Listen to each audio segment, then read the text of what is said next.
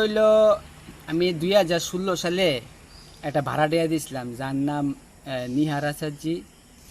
বাবার নাম জানি কি, বাসান আচার্যি।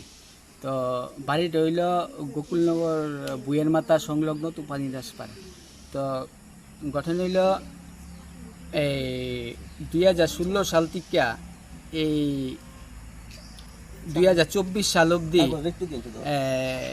প্রায় আজকে 103 মাসের মতো হয়েছে। তো সে ভাড়া লিয়া অনেক দিন যাবৎ আমারে ঘুরাইতেছে, আজকা কালকা মানে অগণিত ডেট দিতেছে।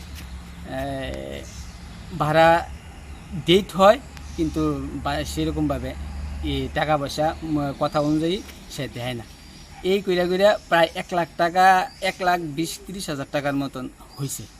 তো সে কতটা জন সেটার মধ্যে আপনার একুরেট সে কিছু টাকা দিছে, দেওয়ার পরও 1,23,000 টাকা এই মাস অব্দি 30,000 টাকা বকেয়া আমার দেয় না।